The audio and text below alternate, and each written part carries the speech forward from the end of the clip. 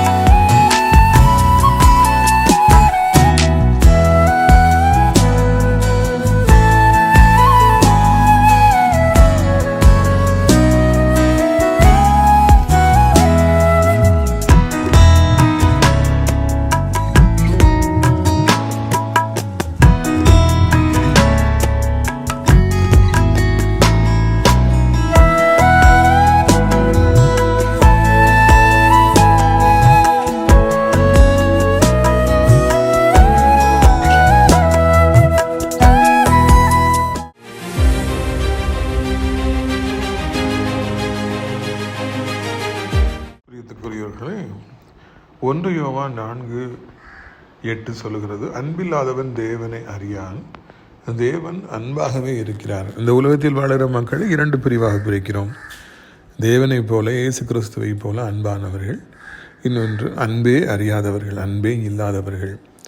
அன்பில்லாதவர்கள் தங்களுடைய வாழ்விலே அனைவரையும் துன்பப்படுத்துவதையே, கேவலமாக பேசுவதையே, வேதனைப்படுத்துவதையே வழக்கமாக வைத்திருக்கிறார்கள். எனக்கு ஒரு குடும்பத்தை தெரியும். தகப்பன் குடிகாரர், குடித்துவிட்டு வீட்டில் வந்து படுத்து சும்மா இருக்க மாட்டார், அப்படி தூங்க மாட்டார்.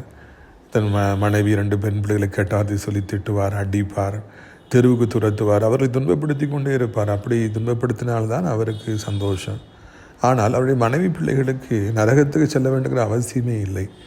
இந்த பூமியிலேயே அவர் நரகம் என்றால் என்னவென்று தன் தகப்பன் மூலமாக உணர்கின்றார்கள். ஆனால் நல்ல தகப்பன்மார்களோ தங்கள் பிள்ளைகளை தூக்கி சுமக்கின்றார்கள், அன்புக்கு மேல் அன்பு காண்பிக்கிறார்கள், எல்லா தேவைகளையும் சந்திக்கின்றார்கள். வாழ்வில் கடைசி மூச்சு இருக்கிற வரைக்கும் பிள்ளைகளுக்கும், தன்னோட வேலை பார்ப்பவர்களுக்கும், வாக்கிங் வருபவர்களுக்கும், இல்லாவிட்டால் அறிந்தவர்கள் அனைவருக்கும் நன்மை செய்து கொண்டே இருக்கிறார்கள், அன்பு காண்பித்து கொண்டே இருக்கிறார்கள். அந்த அன்பு என்பது நம்மிடத்தில் இல்லாவிட்டால் எவ்வளோ பெரிதான சபையில் மெம்பராக இருந்தாலும், எத்தனை கோடி ரூபாய்களை ஊழித்து கொடுத்தாலும் பிரயோஜனம் இல்லவே இல்லை. அன்பு அன்பு அதுதான் இயேசு கிறிஸ்து இன்றைக்கு நம்மிடத்தில் எதிர்பார்க்கின்ற காரியம். இந்த உலகத்தாரும் அதைத்தான் எதிர்பார்க்கிறார்கள். அன்பில்லாதவன் தேவனை அறியான். வாழ்நாளில் கடைசி நிமிடம் வரைக்கும் நம் அன்பாகவே இருப்போம். கர்த்தர் உங்களை ஆசீர்வதிப்பாராக. ஆமென்.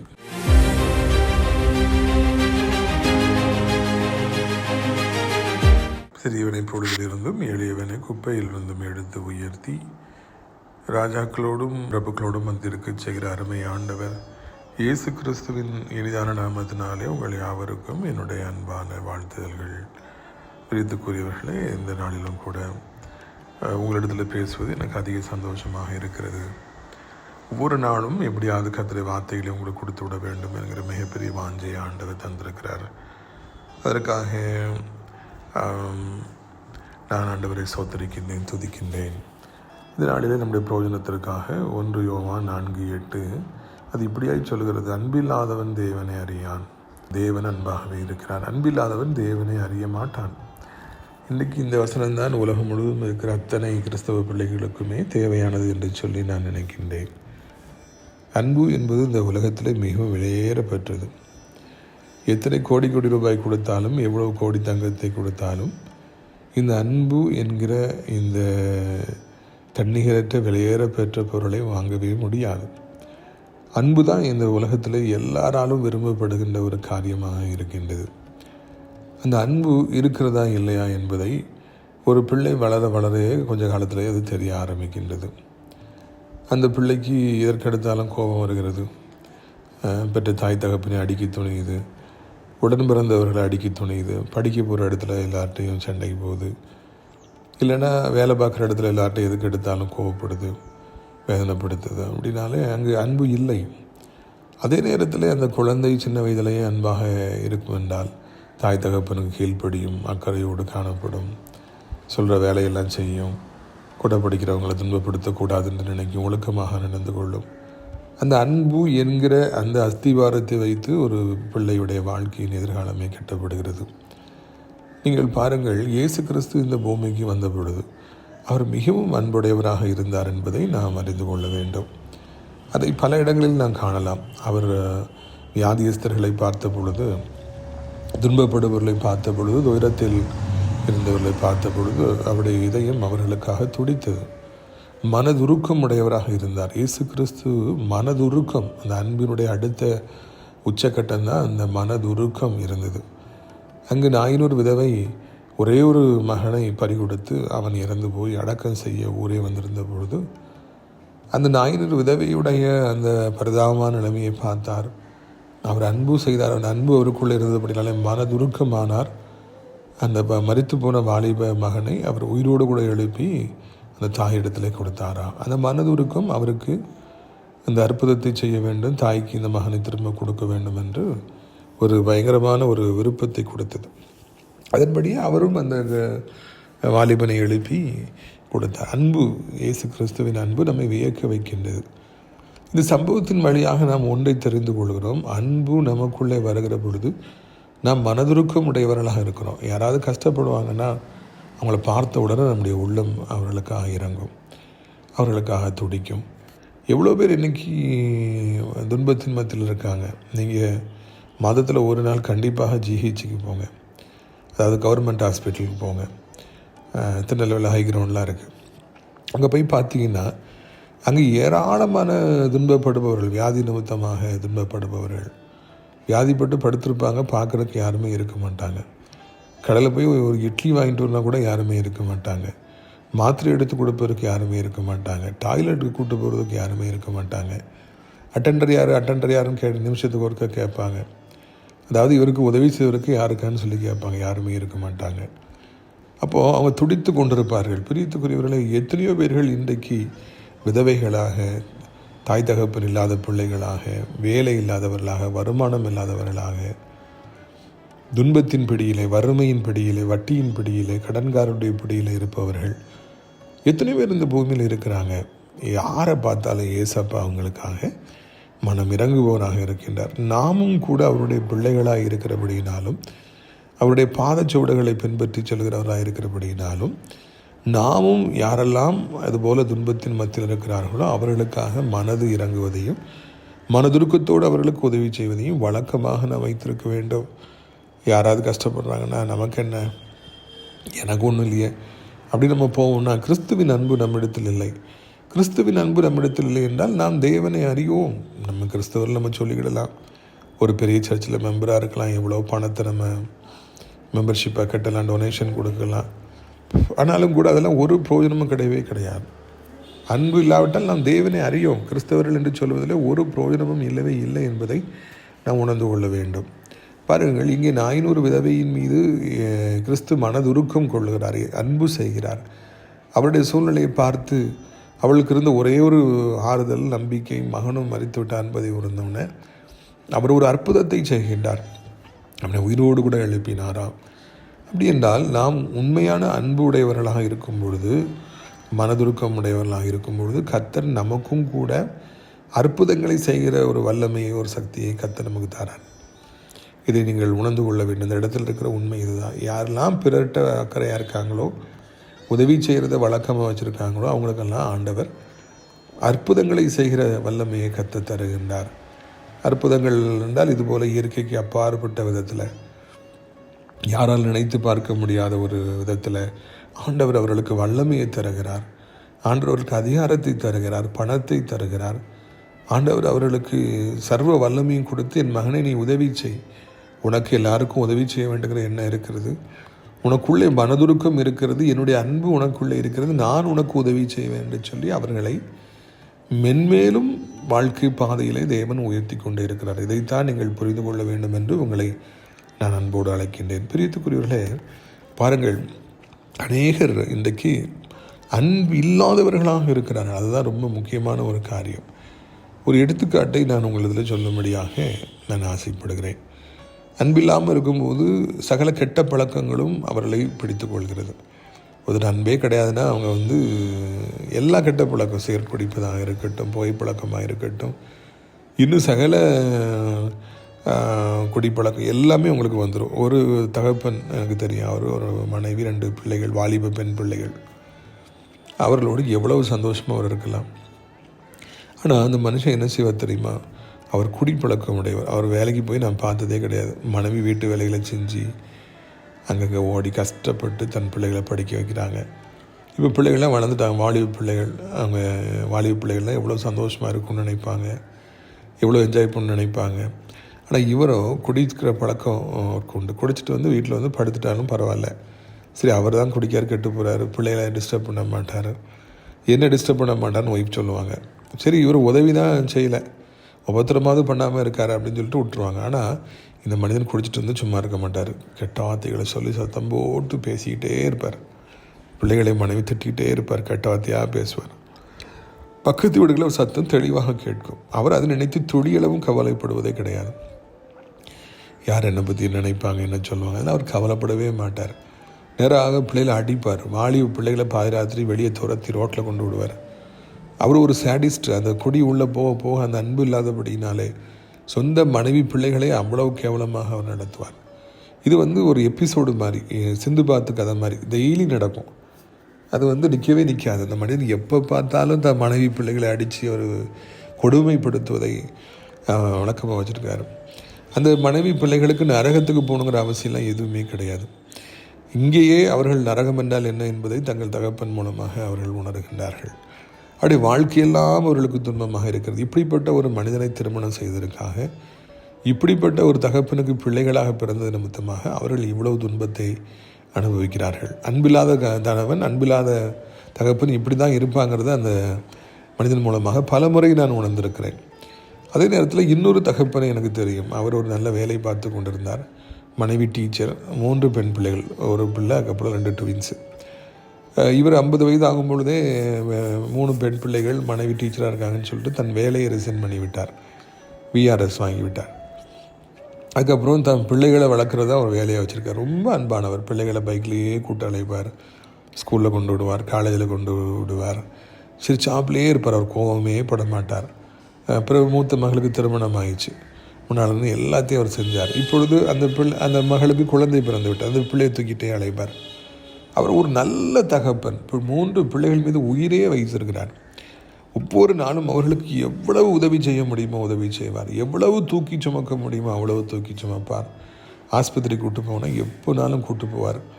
ஒரு நாளும் அவர் கோவப்பட மாட்டார், ஒரு நாள் அடிக்க மாட்டார், ஒரு நாள் கெட்ட வார்த்தை பேச மாட்டார். ஏனென்றால் அவர் ஜெபிக்கின்ற ஒரு மனிதன். கிறிஸ்துவின் அன்பு அவருக்குள்ளாக இருக்கிறது. அந்த பிள்ளைகள்லாம் சொல்லுவாங்க, எங்கள் அப்பா மாதிரி ஒரு அப்பா கிடையவே கிடையாது, எங்கள் டேடி மாதிரி யாருமே கிடையாது. அந்த மனைவிக்கும் ஒரே பெருமை, எனக்கு நல்ல கணவரை கற்றுக் கொடுத்துருக்காரு, நான் ரொம்ப பிளஸ்ட் பர்சன் அப்படின்னு அந்த தாயாருன்னு சொல்கிறாங்க. வீட்டுக்குரியவர்கள் இங்கே ஒரு தகப்பன் அன்பில்லாதபடி நல்லா குடிக்கிறான், வெறிக்கிறான், அடிக்கிறான், கெட்ட வார்த்தை பேசுகிறான். அங்கே ஒரு தகப்பனும் கிறிஸ்துவின் அன்பு இருக்கிறபடினாலே மிகவும் அன்பானவராக, தன்னை குறித்து கவலையே படாதவராக, பிள்ளைகள் மீது அவ்வளவு அக்கறை உடையவராக, மனைவியின் மீது அவ்வளவு அக்கறை உடையவராக, அனைவரையும் தூக்கி சுமக்கின்றவராக அவர் இருக்கின்றார். 2 பேருமே தகப்பன் தான். ஆனால் அன்பு அவங்களுக்குள்ளே இருக்கிறது இங்கே இல்லை. அதனால் எவ்வளோ டிஃப்ரென்ஸ் பார்த்தீங்களா? நாம் ஒரு அன்பில்லாத ஒரு மனிதன் ஒரு இடத்துல வேலை பார்க்கும் பொழுது அங்கே இருப்பவர்கள் யாருக்குமே எந்த சந்தோஷமும் இருக்கவே முடியாது. ஏன்னா எதுக்கு எடுத்தாலும் இருந்தாலும் வம்பு எடுப்பார், கூட இருக்கவங்க சண்டை போடுவார், திட்டுவார், சத்தத்தை உயர்த்துவார். அங்கே இருக்கவங்க யாருமே நிம்மதியாக இருக்க முடியாது. இந்த மாதிரி ஒரு பயங்கரமான ஒரு கேரக்டர், ஒரு பயங்கரமான மனிதன் ஒரு இடத்துல வேலை பார்க்குறான்னு அங்கே இருக்கவங்க யாருமே சந்தோஷமாக இருக்க முடியாது. வேலைக்கு போனாலே பயங்கரமாக இருக்கும். ஏன்னா அவன் இருப்பானே, கெட்டாவது சொல்லி திட்டுவானே, அடிக்க வருவானே அப்படின்னு சொல்லிட்டு அவங்களால நிம்மதியாக இருக்க முடியாது. இது மூலம் ஒரு பயங்கரமான மனிதன் ஒரு தெருவில் வசிக்கும் பொழுது தெருவில் யாருமே நிம்மதியாக இருக்க முடியாது. ஒரு சில வருஷங்களுக்கு முன்னால் ஒரு மனிதன் எங்கள் தெருவில் பயங்கரமாக கெட்ட வார்த்தை பேசுவான், எல்லாரையும் வேதனைப்படுத்துவான், எல்லாரும் பயந்து நடுங்குவாங்க. அந்த மனுஷன் இந்த தெருவில் இருக்கானே அப்படின்னு சொல்லி நடுங்குவாங்க. அந்த அளவுக்கு அந்த மனிதன் தன்னுடைய கெட்ட வார்த்தைகளால் அனைவரையும் துன்பப்படுத்துபவனாக, காயப்படுத்துபவனாக இருந்து வந்தான். பிரித்துக்குரியவர்களே, இந்த பூமியிலே அன்பு என்பது எவ்வளவு பெரிதானது, பிரதானமானது என்பதை நம்முடைய வாழ்க்கை பிரயாணத்திலே நாம் காண்கின்றோம். ஒரு மனிதன் அன்புடையவனாக இருப்பான் என்றால் அவனோடு இருப்பவர்கள் எல்லோருமே ஆசீர்வதிக்கப்படும். குடும்பம் மாத்திரம் இல்லை, மனைவி பிள்ளைகள் மாத்திரமல்ல, தாய் தகப்பன் மாத்திரமல்ல, எல்லோருமே ஆசீர்வதிக்கப்படுவார்கள். அவங்க கூட யார் வாக்கிங் போகிறாங்களோ அவங்களுக்கு அவர் நன்மை செய்வார். வேலை பார்க்குறவங்க எல்லாருக்கும் ஹெல்ப் பண்ணுவார். மத்தியானம்னா சாப்பாடு ஷேர் பண்ணுவார். அவங்களுக்கு ஒரு பிரச்சனை, வேலை பார்க்குறவங்களுக்கு பிரச்சனைனா கூட போய் நிற்பார். அதே மாதிரி சர்ச்சில் ஒரு மெம்பராக இருக்காருன்னா யாரெல்லாம் அங்கே அறிமுகமாகறாங்களோ அவ்வளோ பேருக்கும் அவர் உதவி செய்வார், அவ்வளோ பேரோடும் கூட நிற்பார். அதே போலவே பிரியத்துக்குரியவர்களே, சர்ச்சில் இருக்கவங்களுக்கு ஒரு பிரச்சனைனா போய் டக்குன்னு ஹெல்ப் பண்ணுவார். இதுதான் அந்த அன்பு அவங்களுக்கு கொடுக்கணும்னு சொல்லி அவங்களுக்கு அவங்க நண்பு உள்ளவங்க நிச்சயமாக ஆசீர்வதிக்கப்பட்டு தான் இருப்பாங்க. அவங்க பிச்சைக்காரங்களாக இருக்க ஆண்டவர் விட மாட்டார். உடனே அவங்க என்ன செய்வாங்க, அநேகருக்கு போய் அவங்க உதவி செய்வாங்க. இதைத்தான் நம்முடைய வாழ்க்கையிலே நான் உணர வேண்டும். பிரியத்துக்குரியவர்களே, பாருங்கள், தேவன் அன்பாக இருக்கிறார். அந்த அன்பு அவருடைய பிள்ளைகளுக்கும் ஊற்றப்படுகிறது. அவர் அநேகருக்கு உதவி செய்பவராக இருக்கிறார். நான் ஊழியத்தில் பாதையில் சென்ற பொழுது அநேகரை என் வாழ்க்கையில் சந்தித்திருக்கிறேன். நான் மாத்திரம் ஊழியத்துக்கு வராமல் இருந்திருப்பேன் என்றால் விதவிதமான மனிதர்களை சந்திப்பதற்கு என் வாழ்க்கையில் வாய்ப்பே வந்திருக்காது. கர்த்தருக்கு ஸ்தோத்திரம். நான் ஊழியத்துக்காக செல்ல ஆரம்பித்த பொழுது பலர் என்னோடு சேர்ந்து கொண்டார்கள். ஒரு 10 to 20 பேர் என்னோடு கூட இருந்தார்கள். எப்பொழுது எங்கு ஊழியத்துக்கு போனாலும் அழைத்து கொண்டு செல்வேன். எனக்கு தேவனுடைய அன்பு இருந்தபடியினாலே அவர்களை நான் பணம் செலவழிக்க விட மாட்டேன். அவர்களுக்கு நான் என்னுடைய செலவிலேயே வாகனத்தை அமர்த்தி அழைத்து கொண்டு போவேன். எங்கு பெஸ்ட்டாக ஹோட்டல் இருக்கிறதோ அந்த ஹோட்டலில் சாப்பாடு வாங்கி கொடுப்பேன். சாப்பிட்ட உடனே காஃபி, சாப்பிட்ட உடனே டெசர்ட், இனிப்பு, மசாலா கடலை, அப்புறம் பக்கடா அப்படின்னு சொல்லி சாப்பிட்றது முடித்த பிறகு சாயந்தரமான ஸ்நாக்ஸு, காலையான ஸ்நாக்ஸு, எங்கு நான் தங்குறேனோ அங்கேயே தங்க வைப்பேன். பிரித்துக்குரியவர்களை, இது எனக்கும் வழக்கமாக இருந்தது. என் கூட கூட்டு போகிறவங்களுக்கு எல்லாம் பெஸ்ட்டாக செய்யணும். அன்பு என்னை ஏவியது. பல முறை நான் நகைகளையெல்லாம் அடகு வைத்து செலவு செய்து என்னோடு கூட வருபவர்களுக்கு நான் கொடுத்துருக்கிறேன். ஆனால் நான் அழைத்து கொண்டு சென்றவர்கள் எத்தனை பேருக்கு அந்த அன்பு அதே போல் இருந்தது என்பது ரொம்ப லேட்டாக எனக்கு தெரிஞ்சு. 1-2 பேரை தவிர்த்து யாருக்குமே அன்பு இல்லை. அவர்கள் எல்லாரும் என்ன நினைத்தார்கள், இவன் ஒரு சரியான இழிச்சவாயன், இவன் காசு நல்லா செலவழிக்கிறான், இவனுக்கு சரியான இழிச்சவாயன், ஒன்றுமே தெரியாது என்று சொல்லி என்னுடைய அன்பை அவர்கள் எக்ஸ்ப்ளாய்ட் பண்ணாங்க. எவ்வளவு அவங்க என்ஜாய் பண்ண முடியுமோ அவ்வளோ என்ஜாய் பண்ணுவாங்க. ஊழியத்தில் சிறிதளவும் கவலையப்பட மாட்டாங்க. கூட்டம் வந்துச்சா வரலையா அதெல்லாம் கவலையே பட மாட்டாங்க. பாட்டு வச்சு முடித்தோடனே எந்திச்சு வெளியே போயிடுவாங்க. ஜாலியாக ஊர் சுற்றிட்டு இருப்பாங்க. கூட்டம் நடந்துகிட்ருக்கும். ஜெபிக்கணுமே, ஊழியம் கட்டப்படணுமே, மக்கள் வரணுமே, பிரதர் இவ்வளோ செலவழிக்கிறாங்களே பாவமே, அந்த மாதிரிலாம் எண்ணமே அவர்களுக்கு கிடையாது. எவ்வளவு அவங்க என்ஜாய் பண்ணணுமோ என்ஜாய் பண்ணணும்னு நினைப்பாங்க. அவங்களுக்குள்ள பிரிவு, அவங்களுக்குள்ள பாலிட்டிக்ஸ், அவங்களுக்குள்ள 2-3 குரூப் ஆகி சண்டை போடுவாங்க, குற்றம் சுமத்துவாங்க, வேதனைப்படுவாங்க, அடின்னு அடிப்பாங்க. ஒரு வீட்டுக்கு சாப்பிட போயிருக்கும் பொழுது எக்ஸ்ட்ரா ஒரு முட்டைக்கு 15 பேர் போயிருக்கிறோம். ஒரு வீட்டில் சாப்பாடு கிருபியாக சாப்பாடு கொடுத்துருக்காங்க. ஒரு மலை பிரதேசம், ரொம்ப அன்பாக வச்சு சாப்பாடு எக்ஸ்ட்ரா ஒரு முட்டை 20 பேர் சாப்பிடும்போது கூட ஒரு முட்டை வந்து விட்டது. அவர்கள் அந்த திரும்பி வரும்பொழுது அந்த சேர் பண்ணுறவங்க வரும்போது அந்த ஒரு முட்டைக்கு 4 பேர் அடித்து கொண்டிருந்தாங்க, எனக்கு தான் சொல்லிட்டு. அதை பார்த்து அவர்கள் அந்த வீட்டில் சாப்பாடு கொடுத்தாங்க. இப்போ எங்களை சாப்பிடவே கூடவே மாட்டாங்க. 20 பேர் ஒரு ஊழியத்துக்கு மொத்தமாக வருவது எவ்வளோ ஒரு அரிதான ஒரு நிகழ்வு. எங்கேயாவது இப்படி நடக்குமா? ஆத்தர் நம்முடைய ஊழியத்தில் செய்தார். ஆனால் இவர்கள் அந்த முட்டைக்கு அடி போடுறதை பார்த்து அந்த குடும்பத்தார் கூடாமலே போயிட்டாங்க. பிரியத்துக்குரியவர்கள், அன்பு இருக்குன்னா ஒரு முட்டை எக்ஸ்ட்ரா இருக்குன்னா எனக்கு தான் வேணும் நம்ம கேட்போமா? நீங்கள் சாப்பிடுங்கன்னு சொல்லுவோம். ஆனால் அவர்களோ எனக்கு தான் சொல்லி அன்பு இல்லாதபடியெல்லாம் சண்டை போட்டு ஊழியத்தின் நற்பெயரை கெடுத்து எவ்வளவு அவர்கள் துன்மார்க்கமாக நடந்து கொள்ள முடியுமோ நடந்தார்கள். ஆனால் கவனிக்கணும், அவங்கெல்லாம் ஊழியம் செய்கிறவங்கிற பேரில் தான் இவங்க இணைஞ்சிருக்காங்க. இறுதியில் கர்த்தர் பார்த்து அவர்கள் இப்படியாக அன்பில்லாமல் செய்கிற காரியங்களை பார்த்து இப்படியாக எல்லாரையும் அழைத்து கொண்டு செல்கிற அந்த பழக்கத்தையே நான் கைவிட்டு விடும்படியாக நான் தனியாக சென்று ஊழியம் செய்யும்படியான ஒரு சூழ்நிலை கர்த்தர் எனக்கு தந்தேன். அதுலேருந்து அந்த 15 பேரை கூட்டு போகிறது, 20 பேரை கூட்டு போகிறது, எவ்வளவு செலவாகும் யோசித்து பாருங்கள். எனக்குள்ளே இருந்த அன்பு அதையெல்லாம் செய்ய வைத்தது. ஆனால் அவர்கள் அன்பில்லாதவர்களாக இருந்தபடினால் அதுக்கு தகுதி இல்லாமல் போனார்கள். இப்பொழுது யாரையுமே நான் கூப்பிட்டு சொல்வது கிடையாது. பிரியத்துக்குரியவர்களே, இதுதான் ஊழியத்தின் பாதையில் நான் கண்டுபிடித்த ஒரு கசப்பான பாடம். ஏன் எல்லாரையும் பார்த்து நம்ம அப்படி அன்பில்லாமல் நடந்து கொள்ளணும்? அன்பில்னா எதுவுமே இருக்காது. நான் சொன்னேன்ல, ஊழியம் நடக்குது, கஷ்டம், எவ்வளோ கஷ்டமே. ஊழியம் எவ்வளோ விளையாடப்பட்டது பிரதர், எவ்வளோ செலவழிக்காங்க. ஊழியம் நல்லபடியாக நடக்கணும். அந்த அக்கறைலாம் துளி அளவு கூட நான் அழைத்து சென்ற விதத்தில் இல்லவே இல்லை. பிரியத்துக்குரியவர்களே, நம்முடைய வாழ்க்கையில் அன்பு இருக்கும் என்றால் நம்ம அக்கறை உடையவர்களாக இருப்போம். இது எங்கள் அம்மா, இது எங்கள் அப்பா, என் கூட பிறந்தவங்க, என் கூட படிக்கிறவங்க, இது என் காலேஜ், இது நான் வேலை பார்க்குற இடத்துல உடையவங்க, என்னுடைய பாஸ், இது என்னுடைய பாஸ்டர் அப்படின்னு நம்ம நினைப்போம். அவங்கள கேவலமாக பேச மாட்டோம், உண்மை இல்லாமல் இருக்க மாட்டோம், எனக்கு இதில் என்ன லாபம் கிடைக்கும் நம்ம நினைக்க மாட்டோம், நான் எப்படி காசு அடிக்கலான்னு சொல்லி நம்ம நினைக்க மாட்டோம். எப்பொழுதுமே நம்ம அக்கறை உடையவர்களாக இருப்போம். பிரியத்துக்குரியவர்களே, அன்பு உள்ளவங்க எல்லா உடையவர்களாக இருப்பாங்க, அக்கறை உடையவங்களாக இருப்பாங்க, எல்லாருக்கும் உண்மையாக இருப்போம்னு நினைப்பாங்க, விட்டு கொடுக்க மாட்டாங்க, நம்மளை யாரும் கேவலமாக பேச விட மாட்டாங்க. யாரும் உப்பு போட்டாங்கன்னா, உப்பு கொடுத்து சாப்பாடு கொடுத்தாங்கன்னா அவங்களுக்கு கடைசி வரைக்கும் உண்மையாக இருப்பாங்க. அந்த அன்பு இல்லாதவங்க, அன்பு இல்லாதவங்க யாருக்குமே உண்மையாக இருக்க மாட்டாங்க. எனக்கு என்ன லாபம்னு சுயநலம் உடையவர்களாக இருப்பாங்க.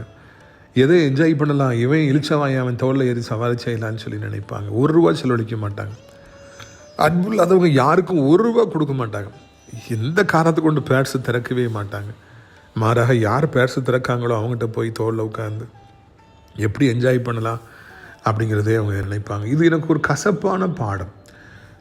பிறருக்கு உதவி செய்தால், பிறருக்கு சாப்பாடு கொடுத்தால், அவர்களுக்கு வாகன வசதி செய்தால் உண்மையாக இருப்பார்கள் என்று நினைத்தேன். ஆனால் அவர்களோ இவன் ஒரு சரியான இழுத்தவாய், நம்ம நல்லா என்ஜாய் பண்ணலாம் வாங்கன்னு சொல்லிட்டு அவங்க சந்தோஷமாக இருப்பதற்கு அவங்க என்ன செய்ய முடியுமோ அது செய்தாங்க.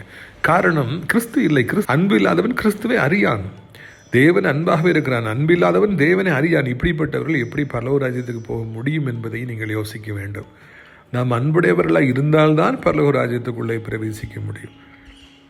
கிறிஸ்துவின் அன்பு நமக்குள்ளே இருந்தால்தான் நாம் எல்லாராலும் விரும்பப்படுகிற மனிதர்களாக, எல்லோருக்கும் ஆசீர்வாதமானவர்களாக இருப்போம். சற்று யோசித்து பாருங்கள். இயேசு கிறிஸ்து 3 வருட ஊழியத்தின் பாதையிலே எத்தனை பிசாசு பிடித்தவர்களை தேடி போனார், எத்தனை குஷ்டரோகிகளை தேடி போனார், எத்தனை வியாதியஸ்தர்களை தேடி போனார். அவரை தேடி எத்தனை வியாதியஸ்தர்கள் அவர்களை தேடி வந்தார்கள். எல்லோருக்கும் ஆண்டவர் அற்புதத்தை செய்தார், சுகமாக்கினார். அவர்களை மனப்பூர்வமாக ஏற்றுக்கொண்டார். குஷ்டரோகிகள் நாற்றம் பிடித்த சரீரத்தை அவர் தடவி கொடுத்தார், அவர்களுக்கு புது வாழ்வு கொடுத்தார். எனக்கு சித்தம் உண்டு, சுத்தமாக என்று ஆண்டவர் சொன்னார். காரணம் என்ன? அவருக்குள்ளாக அன்பு இருந்தது. அந்த அன்பு இருந்தபடினாலே அவர் கஷ்டப்பட்டவர்களை தேடி சென்று உதவி செய்தார். அன்பு இல்லாதவங்க என்ன செய்வாங்க? யாரையுமே தேடி போக மாட்டாங்க. தேடி போவாங்க, இவரை பார்த்தா ஏதாவது லாபம் கிடைக்குன்னா கூடவே போவாங்க, கூடவே இருப்பாங்க, புகழ்ந்து பேசிக்கிட்டே இருப்பாங்க. ஒன்றுக்கும் உதவாதவர்கள், வியாதியஸ்தர்கள், வேலை இல்லாதவர்களை பார்த்தா ஓட்டம் பிடிச்சிருவாங்க. இவன்ட்டெல்லாம் போனால் நம்மகிட்ட காசு கேட்டுருவான்டா அப்படின்னு சொல்லி ஓட்டம் பிடிப்பாங்க. இது அன்பு இல்லாததான் குறிக்கிறது. அன்பு இருந்தால் எல்லாத்தையும் சகித்து இல்லையா? இயேசு கிறிஸ்துவின் பாதச்சுவடுகளை பின்பற்றுவோம் என்றால் நாம் நம்முடைய வாழ்க்கையில் இதுபோல் நெருக்கப்பட்டவர்களெல்லாம் பின்பற்றி நான் தேடி சென்று அவர்களுக்கு நாம் உதவி செய்பவர்களாக இருப்போம். பிரியத்துக்குரியவர்களே, இந்த அன்பு தான் இன்றைக்கு கிறிஸ்தவ சமுதாயத்தில் எல்லோருக்கும் நம்முடைய வாழ்க்கையில் நமக்கு தேவைப்படுகிற ஒன்றாக இருக்கிறது என்பதை நான் மறக்கக்கூடாது. பிரியத்துக்குரியவர்களை, இந்த அருமையான நாளிலும் கூட கிறிஸ்துவின் அன்பு நம்மை அப்படியே மூடுவதாக, கிறிஸ்துவின் அன்பு நம்மை அப்படியே பற்றி கொள்வதாக. ஆண்டவரை என்னை அன்புள்ளவனாய் மாற்றும் என்று சொல்லி நாம் ஆண்டவரத்தில் கேட்போம். இயேசு கிறிஸ்துக்குள்ளே அன்பு இருந்தபடினால்தான் அந்த சிலுவையிலே அவர் பொறுமையாக தொங்கினார். அவரை யாரை நேசித்தாரோ அந்த மக்களை சிலுவையில் அவரை அடித்த பொழுது, இரத்தமெல்லாம் சிந்திய பொழுது அவர்களை மன்னித்தார். பிதாவே, இவர்களுக்கு மன்னியும், தாங்கள் செய்வது என்னதென்று அறியாதிருக்கிறார்களே என்று தன்னை சிலுவையில் அடித்தவர்களையும் அவர் நேசித்தார். தன்னை தூஷித்த அந்த கள்ளன் மனம் திரும்பிய பொழுது, ஐயா, உம்முடைய ராஜ்யம் வரும்பொழுது நினைத்து கொள்ளும் என்று சொன்ன பொழுது, இன்றைக்கு என்னுடனே கூட நீ பரதீசில் இருப்பாய் என்று அவனுக்கு தன்னுடைய அன்பை காண்பித்தார். உயிர் பிரிந்து கொண்டிருக்க நேரத்தில் தன் தாயை பார்த்தார். ஐயோ, இவள் தானே என்னை பெற்றெடுத்து வளர்த்தால் என்று அக்கறை கொண்டார். விளைவாக இதோ உன் தாய் என்று தனக்கு பிரியமான சீசனிடத்தில் அவளை ஒப்பு கொடுத்து விட்டு போனார். இயேசுவின் வாழ்க்கை பிரயாணம் என்பது அன்பிலே தொடங்கி அன்பிலேயே முடிகிறது. நம்முடைய வாழ்க்கையிலே நாம் இயேசுவை பின்பற்றுகிறோம். நாமும் கூட எப்பொழுதும் அன்புடையவர்களாகவே இருப்போம். எல்லோருக்கும் நாம் அன்பை காண்பிப்போம். நம்மோடு பழகுகிறவர்கள் எல்லோருமே சொல்ல வேண்டும், ஐயோ, அந்த மனுஷனா எவ்வளோ அன்பான ஒரு மனிதன், இவருடைய கிறிஸ்து எனக்கு வேண்டும் என்று. நாம் தொழுகிற ஆண்டவர் இயேசு கிறிஸ்துவை அவர்களும் சொந்த இரட்சகனாய் ஏற்றுக்கொள்ளணும். நம்முடைய மோசமான வாழ்க்கையை பார்த்து இவன் இயேசு எனக்கு வேண்டவே வேண்டாம் என்று ஜனங்கள் ஓட்டம் பிடிக்கும்படியான ஒரு சூழ்நிலையை நாம் ஏற்படுத்தி விடவே கூடாது. நாம் கிறிஸ்தவ பெயர்களை வைத்திருக்கிறோம், கிறிஸ்தவ சபையில் மெம்பராக இருக்கிறோம். அநேகர் இயேசுவின் பக்கமாய் வருவதற்கு நாம் காரணமாக இருக்க வேண்டும், இடறிப்போருக்கு நாம் காரணமாக இருக்கக்கூடாது. பிரியத்துக்குரியவர்களே, நாம் அந்த அன்பை பெற்றுக்கொள்ளும்படியாக சிலுவை தினந்தோறும் நோக்கி பார்ப்போம். அப்பொழுது ஆண்டுடைய அன்பு நம்மை நிறைக்கும். நாம் இப்பொழுது கூட ஜெபிக்கலாமா? அப்பா பிதாவே, இந்த நாளுக்காக நன்றி செலுத்துகிறோம். நீர் வானத்துக்கு பூமிக்கும் ஆண்டவர். இந்த நாளில் உம்மிடத்தில் இருக்கிற அன்பு எங்களுக்கும் வேண்டும் என்று சொல்லி நாங்கள் ஜெபிக்கிறோம். அன்பில்லாதனால தான் வெட்டி கொலை செய்கிறாங்க, அன்பில்லாத தான் அடிக்கிறாங்க, மொட்டை லெட்டர் எழுதுகிறாங்க, அன்பில்லாதனால பிறரை கேவலமாக பேசுகிறாங்க, ஊழியக்காரங்களை கேவலமாக பேசுகிறாங்க. ராஜா, எங்களை அப்படி இல்லாதபடிக்கு நல்ல பிள்ளைகளாய் மாற்ற வேண்டும் என்று சொல்லி கெஞ்சி மன்றாடுகிறோம். ராஜா, இந்த அருமையான நாளிலும் கூட இது சத்தத்தை கேட்குற பிள்ளைகள் எந்த நிலைமையில் இருந்தாலும் அவர்களுக்கு உதவி செய்யும். அப்பா, வியாதியஸ்தர்கள் எத்தனை பேர் இந்த பூமியில் இருக்காங்க. சின்ன வயதில் எந்த வியாதி வந்து விட்டதே, அந்த வியாதி வந்து விட்டதே, ஐயோ இந்த வியாதி வந்துருச்சேன்னு சொல்லி நடுங்கிட்டு இருக்காங்க. வாலிப வயதில் செத்து போக வேண்டிய நிலைமைகள் வந்திருக்கிறாங்கப்பா. ஆண்டவரே, ஒவ்வொருவருக்கும் மனம் இறங்கும். நீர் எல்லா வியாதிகளையும் கர்த்தாவே நீர் சிலுவையில் சுமந்து விட்டீர். நாங்கள் சுமக்கணுங்கிற அவசியமே இல்லையப்பா. எப்படியாவது கர்த்தர் மனம் இறங்கி ஒவ்வொருவரையும் கர்த்தாவே நீ தொட வேண்டும் என்று சொல்லி ஆண்டவரை தோத்திரம் ஐயா. கண்ணீரோடு மன்றாடுகிறோம். இப்பொழுது கட்டிகள் மறையட்டும், புண்கள் மறையட்டும், கிருமிகள் மறையட்டும், சிற உபாதைகள் ஆண்டவர் நீங்கட்டும், பலகீனமான பகுதிகள் பலமுள்ள பகுதிகளாய் மாறட்டும், செயல்படாத அவயங்கள் செயல்பட ஆரம்பிக்கட்டும், படுத்த படுக்கையாக இருப்பவர்கள் எழும்பட்டும். முக்கியமாக விபத்தை சந்தித்து படுத்த படுக்கையாக இருப்பவர் தங்கள் அவயங்களை இழந்தவர்கள், அவயங்கள் செயல்படாமல் இருப்பவர்களுக்கெல்லாம் மறுபடி இன்னொரு சந்தர்ப்பத்தை தாரும். இயற்கைக்கு அப்பாற்பட்ட ஒரு விடுதலையை, சுகத்தை தந்து அவர்களை சந்தோஷப்படுத்துங்க. ஆண்டவரே, பணம் என்பது இந்த பூமியிலே வாழுகிற காலங்களில் எவ்வளவு அவசியமானதாக இருக்கிறது ஐயா. பணம் இல்லாட்டா ஒன்றுமே இல்லை, பணம்னு சொல்லி மூத்தர் சொல்கிறாங்கப்பா. வாழ்க்கையில் நல்ல ஒரு கெட்டவர் எல்லாருக்குமே பணம் தேவை. ஆண்டவரை, சாத்தான் கடைசி காலங்களில் பணம் வராதபடிக்கு தேவனுடைய பிள்ளைகளோடு யுத்தம் செய்கிறான், முற்றுகை போடுகிறான். அந்த முற்றுகை உடைத்துடைய பிள்ளைகளுக்கு இயற்கைக்கு அப்பாற்பட்ட முறையில் பண வரவுகளை தந்து அவர்களை சந்தோஷப்படுத்துங்க. அவளை பாத்திரங்கள் நிரம்பி வழிகிற மனிதர்களாய் மாற்றுங்க. நீயோ கடன் வாங்காதிருப்பாய், கடன் கொடுப்பாய், உன் கையின் பிரயாசத்தை நீ சாப்பிடுவாய், வட்டி சாப்பிடாதுன்னு சொல்லி ஆண்டவரை நீங்கள் வாக்கு பண்ணியிருக்கிறீங்க. இந்த 2026 வருடத்தில் நம்முடைய பிள்ளைகள் எல்லோரையும் அதிகமாக ஆசீர்வதித்து சந்தோஷப்படுத்துங்கன்னு சொல்லி கெஞ்சி மன்றாடுகிறோம். எசப்பா, வாலிப பிள்ளைகள் போதையிலும் கஞ்சாவிலும் அன்று மொபைல் ஃபோனிலும் பைக்கில் அடிமைப்பட்டு கெட்டு சீரழிவதை பார்க்கிறோம். ஒரு பெரிய எழுப்புதல் உண்டாகட்டும். அந்த பழக்கங்கள் விடுதலை தாரும். திருமணம் என்று ஒன்று வரும்பொழுது கர்த்தருக்கு பயந்தவர்களோடு சம்பந்தங்களுக்கு அவர்களுக்கு நீர் உதவி செய்யும். சாலமோன் ராஜாவை போல் அந்த தவறை செய்து விடாதபடி அவர்களை காத்துக்கொள்ளும். பெற்றோருடைய கண்ணீரும் தாத்தா பாட்டியுடைய கண்ணீரும் கண்டவர்களுக்கு எப்படியாவது நீர் உதவி செய்யும் ஐயா. வயதானவர்கள் கீழே விழுந்துடக்கூடாது, எலும்பு உடைஞ்சிடக்கூடாது, தாங்க முடியாதுப்பா. எப்படியாவது அவர்களுக்கு ஒரு அற்புதத்தை நீ செய்ய வேண்டும் என்று சொல்லி கெஞ்சுகிறோம். இயேசுவின் ரத்தம் செய்யும், இயேசுவின் ரத்தம் செய்யும். ஒவ்வொருவருக்கும் உதவி செய்யும், ஒவ்வொருவரையும் தாங்கிக் கொள்ளும், ஏந்தி கொள்ளும். இதனாலும் கூட ஆண்டவரே, நீண்ட காலமாய் நல்ல காரியம் நடக்காதா, திருமணமாகாதா, குழந்தை பிறக்காதா, வீடு கட்டிட மாட்டோமா, இடம் வாங்கிட மாட்டோமான்னு காத்திருக்கிற பிள்ளைகளுக்கு இந்த மாதத்திலே மனம் இறங்கி ஒரு அற்புதத்தை செய்யும். எசப்பா, உலகம் இருக்கிற அத்தனை நாடுகளையும் அத்தனை மனிதர்களையும் இந்திய தாய் திருநாட்டை அனைத்து பிள்ளைகளை ஆசீர்வதியும். முக்கியமாக அனைத்து ஆவிக்கிற பிள்ளைகள் ஊழியக்காரர்களை அதிகமாய் ஆசீர்வதியும். ஆசிரியர் திராட்சைப்பழத்தோட்ட ஊழியர்கள் நேசிக்கிற நாள்தோறும் நம்முடைய நிகழ்ச்சிகளை பார்க்கிற அறிமுகப்படுத்துகிற நேசிக்கிற தாங்குகிற பிள்ளைகளை ஆசீர்வதிங்க. அடைக்கிறான் குருவி முதியோரிடத்தில் சேர அநேக இடங்கள் உண்டு. அநேகரை அழைத்து கொண்டு வாருங்க. கர்த்தாவே நீங்கள் மகிமைப்படுங்க. கர்த்தாவே ஆண்டவரே தோத்திரையா நீங்கள் உதவி செய்யுங்க. கிருபை தாங்கட்டும், இரக்கம் தாங்கட்டும். கர்த்தர் மகிமைப்படுங்க. உமக்கு எல்லா துதிகளும் செலுத்துகிறோம். இயேசுவின் மூலம் ஜெபிக்கிறோம் பிதாவே, ஆமென். என் ஆத்மாவை கர்த்தரை சோத்திரி, என் முழு உள்ளமையோட பரிசுத்த நாமத்தை சோத்திரி. என் ஆத்மாவை கர்த்தரை சோத்திரி, செய்த சகல உபகாரங்களையும் நீ ஒருபொழுதும் மறவாதே. ஆமென். நம்முடைய கர்த்தராகிய இயேசு கிறிஸ்துவுடைய கிருபையும் பிதாவாகிய தேவனுடைய அன்பு பரிசுத்த அன்யோன்ய ஐக்கியமில்லாத பிரஸ்தனம் உங்கள் அனைவரோடு இன்றைக்கு காலங்களில் நிலைத்திருப்பதாக. அல்லேலூயா. God bless you.